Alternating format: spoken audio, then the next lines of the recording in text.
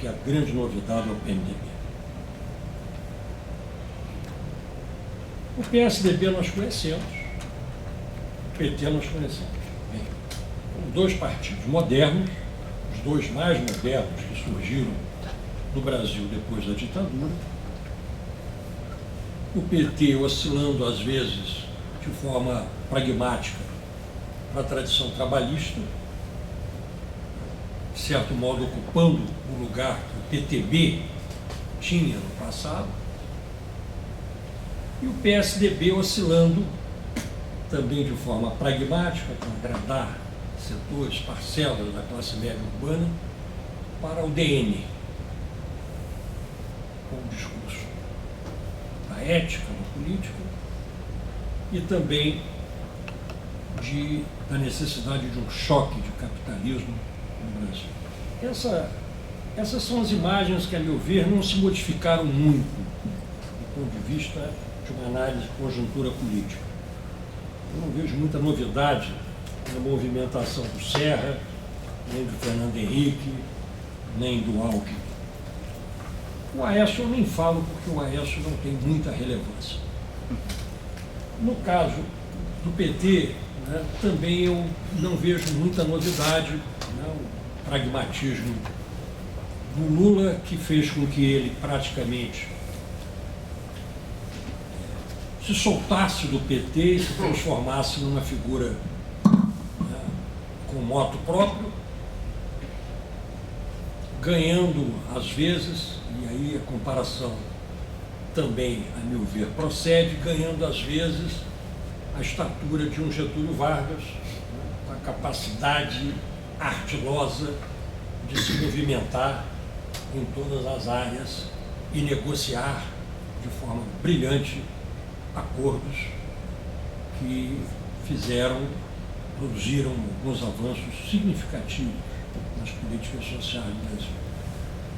A novidade para mim é o PMDB. O PMDB sempre fez o papel que no passado cabia ao PSD. Era o partido que, né, podia fazer aliança com o PSDB, podia fazer aliança com o PT, e assim ele preferia ficar com a vice-presidência ou com vários ministérios a ocupar a presidência da República. Desde o fracasso da candidatura de Ulisses Guimarães, o PMDB se especializou em colocar na presidência os seus vices. Sarney, Itamar, e parece que agora, se o golpe se concretizar, como parece que vai se concretizar, o senhor Michel Temer.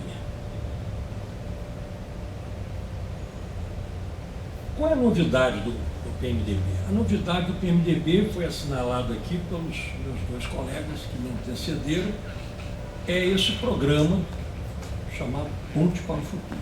Esse programa não tem a cara do PSDB, do PMDB.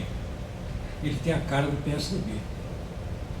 O que me leva a concluir que o PMDB resolveu apresentar um candidato à presidência da República em 2018.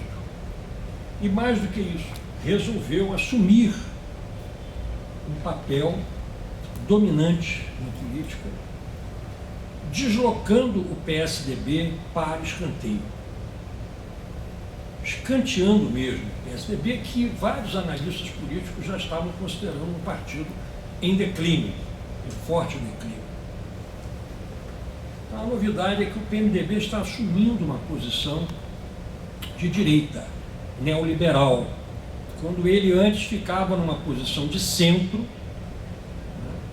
e oscilando, né, com as alianças que fazia para uma posição de centro-esquerda ou de centro-direita. Eu acho que essa é a grande novidade. E essa é uma novidade realmente da maior relevância política, porque nós já tínhamos um partido de direita no Brasil, consolidado, que também entrou em declínio, que foi o PFL, e depois mudou o nome para ver se conseguia alguma popularidade, para DEM, e continuou claudicante, sem ganhar expressão política que ele teve no final da ditadura. Então, o que está aparecendo é que está se constituindo um bloco de direita com um programa claramente delineado para dar o tal do choque de capitalismo, começando agora nesses 2 anos finais, 2 anos e meio finais do mandato da presidenta Dilma, e apostando todas as fichas para dar continuidade na sucessão de 2018. Então, em termos de análise de conjuntura, eu acho que esse é um ponto assim, de saída importante, porque, a meu ver, essa é a grande novidade. Ora, ao fazer isso, o lugar do centro fica vazio. O centro fica vazio. Quem é que vai ocupar o centro? Nós não temos ninguém para ocupar o centro no momento. Tudo indicaria que o PT iria para o centro, deixando a esquerda para os partidos que se desfiliaram, que saíram do PT, mas que também não ganharam, digamos, uma dimensão de massa como esperavam anteriormente. Não sabemos o que vai acontecer. O próprio futuro do PT está muito condicionado, devido à dificuldade de produção de novas lideranças de nível nacional, ao destino do ex-presidente Lula. E certamente esse bloco que está se constituindo à direita sabe perfeitamente disso e tentará por todos os meios colocar limites a qualquer possibilidade do Lula vir a se candidatar em 2018.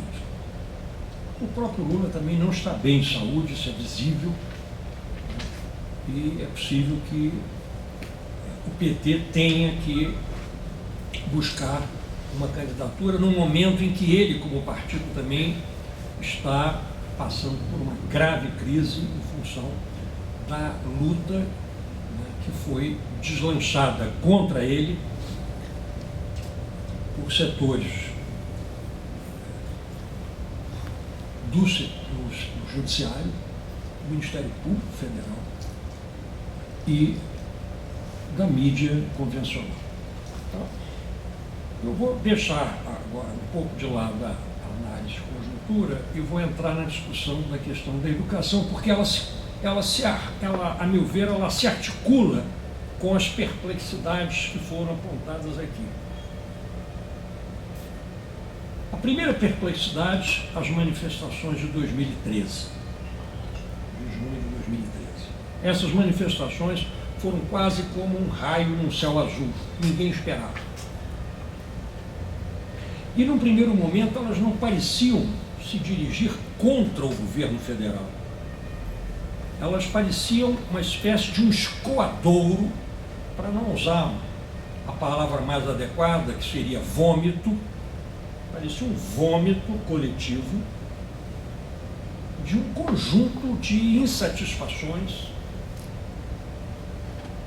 que foram se acumulando ao longo dos anos, não exatamente com os governos, mas com o modo como os governos foram representados e apareciam de forma sistemática, diariamente, na mídia televisiva, radiofônica e escrita. Vocês certamente poderão se recordar que havia quase que uma espécie de fastio em assistir, e ainda hoje esse fastio já se transforma em quase, no meu caso, desprezo, em assistir, por exemplo, um noticiário na televisão. Um noticiário que que se especializava em apresentar o país como um país que só tinha problemas, né, e não apresentar nenhuma das soluções que estavam sendo buscadas. E não foi só no governo do PT, mas especialmente no governo do PT, isso ganhou uma evidência muito grande, muito grande. Nesse sentido, é preciso separar a discussão da educação formal da educação informal. No Brasil hoje, a educação informal supera amplamente a educação formal. A educação formal, ela se dá fundamentalmente nas áreas técnicas. A televisão não ensina matemática, a televisão não ensina química. Mas na área de humanidades, na área de concepção de cidadania, de história, até mesmo de geografia, eu diria, na área de economia, na área de filosofia, a escola formal está absolutamente impotente diante do domínio hegemônico completo dos meios de comunicação. Os brasileiros hoje estão sendo formados absolutamente por um monopólio exercido por 5 famílias que controlam a Rede Globo de televisão, a Rede Bandeirantes de televisão, a Abril, a editora Abril, a Folha de São Paulo e o Estadão, para ficar só nessas, poderia acrescentar a Bandeirantes, poderia acrescentar o SBT, poderia acrescentar mais algumas outras, mas essas aí são aquelas que têm domínio nacional. E a programação dessas emissoras de televisão, de rádio, e os seus jornais conexos, que atingem basicamente uma população de classe média já pelo menos 2º grau, apresenta um conjunto de informações, de dados, de análises, de comentários, que vão se encaixando lentamente, diariamente, cotidianamente, na cabeça das pessoas, formulando uma ideia de que nós, na verdade, estamos numa república fundada na corrupção, na incompetência, na incapacidade de resolver os problemas, um país que não tem educação, não tem saúde, não tem cultura, não tem nada. É isso que vai sendo diariamente, esmagadoramente colocado na cabeça dos brasileiros. Se nós verificarmos que o outro aparelho fundamental da educação, além da escola, que é a igreja, passou também e passa por grandes transformações nos últimos 20, 30 anos, e que atinge especialmente essa transformação às camadas populares, nós vamos verificar que também nessa área a educação informal está tendo predominância sobre a educação formal, no que tange, volto a dizer, as noções fundamentais da cidadania, a concepções de mundo, a religião, as noções de gênero, a identidades coletivas, a noção de interesses, tudo isso está passando, isso passa milimetricamente o tempo todo. Antônio Gramsci chamaria isso de nós estamos vivendo um processo de construção de uma hegemonia conservadora no Brasil, maior do que aquela que nós já tivemos em qualquer outra época. E, curiosamente, isso está se dando e se deu fundamentalmente durante o governo de um partido de esquerda, que conseguiu fazer avanços muito fortes, em alguns casos com amparo no Supremo Tribunal Federal, que não foram assimilados por uma boa parte da população. Esses avanços se deram, como se poderia dizer, de cima para baixo, sem cimento, sem solidificação.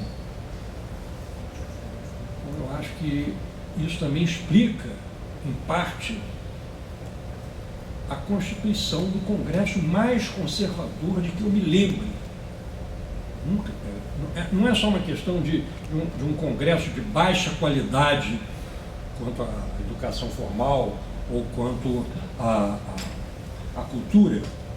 Não, é um Congresso muito conservador. O terceiro ponto, que é o ponto que está, ou que passou a constituir, por favor, me avisem com relação ao tempo.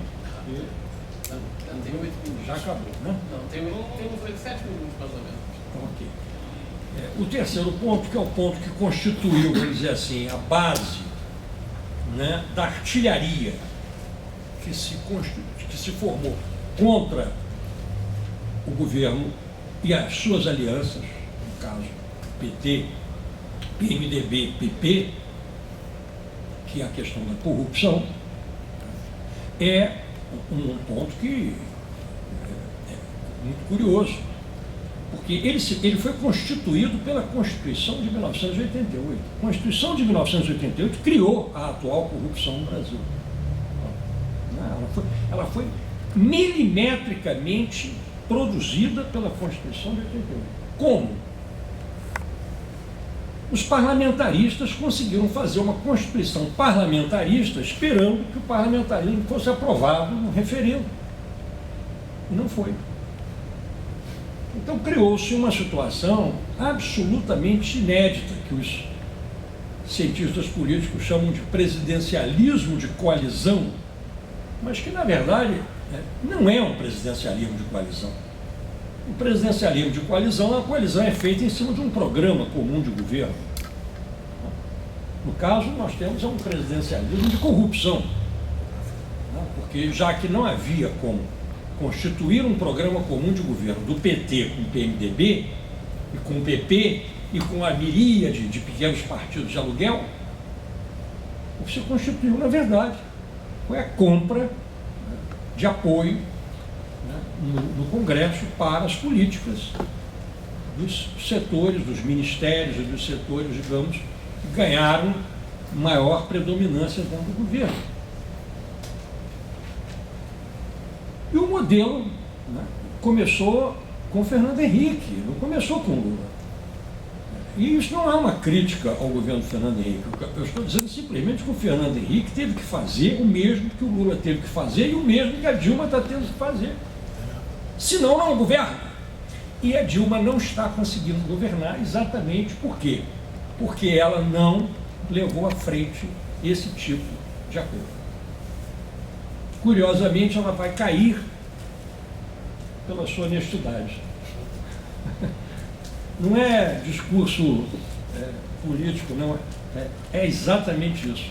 Ela teve uma enorme... As pessoas atribuem uma dificuldade dela de negociar. Ora, bolas. Imagina, ela jamais chegaria à presidência da República se ela tivesse dificuldade de negociar. A dificuldade dela é de negociar essas condições. Negociar desse modo. Isso ela realmente tem. Aonde o Lula e aonde o Fernando Henrique tiveram jogo de cintura para fazer isso, ela ainda teve um pouco no primeiro governo, mas deve ter percebido que ela estava se afundando no lamaçal, e ela se retirou o máximo que pôde dele. Essa é a minha avaliação, eu posso estar enganado. Mas o fato é que hoje, praticamente todos os políticos estão com o rabo preso, menos ela, o que é sintomático.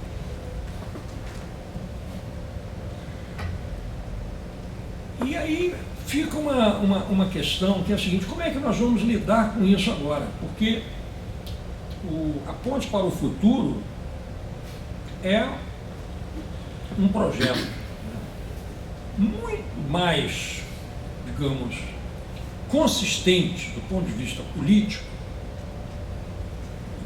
do que o projeto neoliberal dos dois governos Fernando Henrique. Porque os dois governos Fernando Henrique tiveram que ceder em várias áreas. E agora não. Agora, com esse golpe, se esse golpe realmente for bem sucedido, ele isola completamente a esquerda, o PMDB já não faz mais o papel de centro e nós vamos ser lançados inteiramente na direita. Então eu acho que a coisa, nesse sentido, eu volto ao início da minha fala, eu acho que a situação é gravíssima e especialmente gravíssima para o serviço público brasileiro, para o Estado brasileiro, gravíssima para a escola pública brasileira, especialmente para as universidades públicas, porque o projeto deles é desmontar a universidade pública. Eles vão desmontar a universidade pública. Eles vão, o discurso deles é jogar o dinheiro para o ensino fundamental, que atualmente não é atribuição federal. Eles vão mexer aí.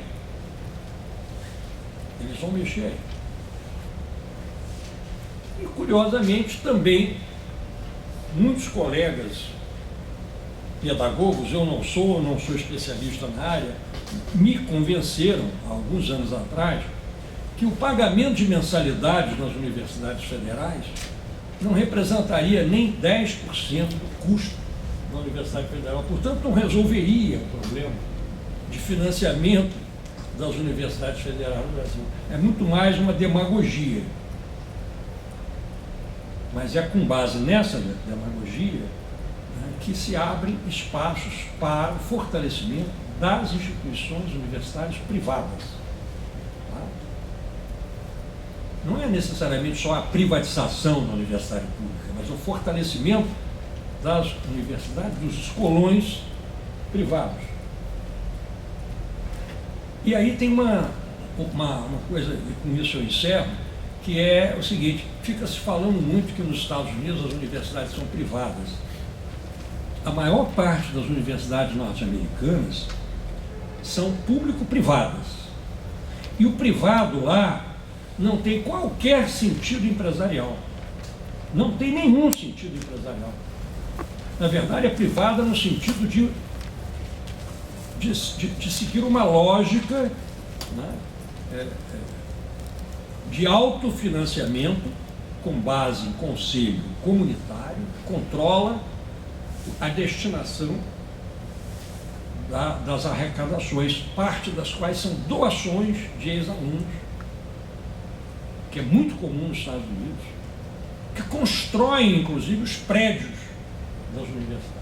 Eu estive agora em fevereiro, a convite da Universidade da Flórida, em Gainesville, que é onde fica o principal campus da Universidade da Flórida, no norte da Flórida, e eu fiquei impressionado, porque cada prédio tinha o nome de uma família. A família que financiou a construção do prédio. Aqui não, aqui no Brasil, universidade privada é empresa produtora de mais-valia, né, que está ali para ganhar dinheiro, para encher o bolso, né, e qualquer reinvestimento que é feito na universidade é feito visando ampliar mais ainda a acumulação de capital da empresa. Então isso não tem nada a ver com o modelo americano. Você imaginar Harvard, ou Columbia, não tem nada a ver com isso. Absolutamente nada a ver. Então, nós estamos diante disso, quer dizer, na verdade, um projeto que é apresentado como um projeto, digamos, mais eficiente do ponto de vista econômico, né? Que é exatamente a grande qualificação que o neoliberalismo tem, se apresentar como mais eficiente, mas que, na verdade, é um projeto de destruição, né? O Najá falou a palavra correta, de barbárie, né? Em relação àquilo que nós já temos, aquilo que nós já construímos e que, com todos os problemas, né, tem produzido, talvez, a grande massa crítica que existe hoje no Brasil. Eu acho que é isso, eu acho que o resto nós podemos conversar em seguida.